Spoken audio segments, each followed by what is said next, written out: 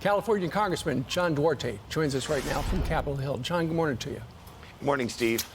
You said that you wondered whether or not the Biden administration's policies and the disarray in our House of Representatives, given the fact that we don't have a speaker, could be part of the timing by Hamas. They could be. As we learn more, it looks like this was happening before Kevin McCarthy was ousted from the speakership. But what we do know is that there is no greater friend of Israel than Kevin McCarthy. And in terms of American government this last year, Kevin McCarthy, our Speaker of the House, has been the adult in the room. We've been passing the appropriations bills. We did pass H.R. 1 to make sure America had its own energy supply. And Kevin McCarthy has been engaged in world affairs. We need Kevin McCarthy back in the speakership right now. We need to get that vote done this week.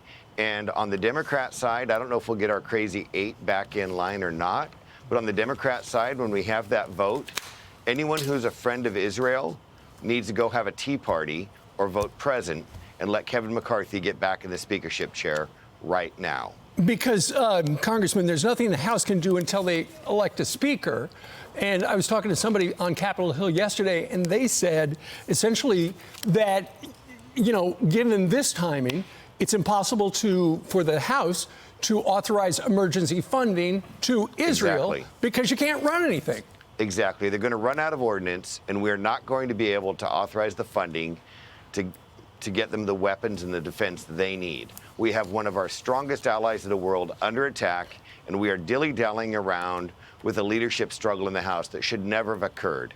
Kevin McCarthy should never have been ousted. He has led through some of the most bipartisan, constructive legislation that's happened in the House for years. And he's an excellent speaker. We need to get him back, and the Democrats need to look at, you know, I don't blame him. The party wants to tear itself apart, let him. But in this situation right now, we need the Democrats' help. Just a few of them need to take a walk while we elect Kevin McCarthy back into the speakership. Well, Congressman, so we can help Israel. What are the odds that you could actually pick a new speaker? Sounds like Wednesday or Thursday of this week. Very low. Very low. Between the demand to get Kevin back in, Jim Jordan's a fine man, Steve Scalise is a fine man. They're good guys, but getting the conference lined up around them, and neither one of them has the experience. I mean, when you become a freshman in Congress, as I am now, the number one the number one congressional delegation trip that Kevin McCarthy tells us we need to make is an 8-day trip to Israel. 8 days is a lot of time. Kevin McCarthy has put Israel first in so much of his policy and so much of his development of the Congress itself that he stands alone in his ability to navigate this with our ally, Israel.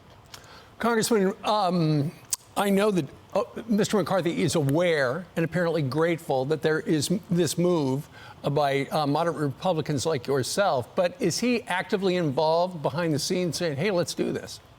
No.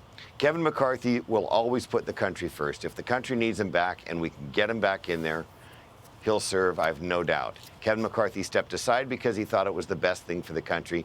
Kevin McCarthy will step back in if he's got the support and believes it's the best thing for the country. And I can't see how he wouldn't believe that the country needs his leadership right now as the Speaker of the House. Well, if he could get the votes, that would be we don't need very many votes. Yeah, if a few Democrats, Israeli supporters will go have a tea party, we'll get the votes.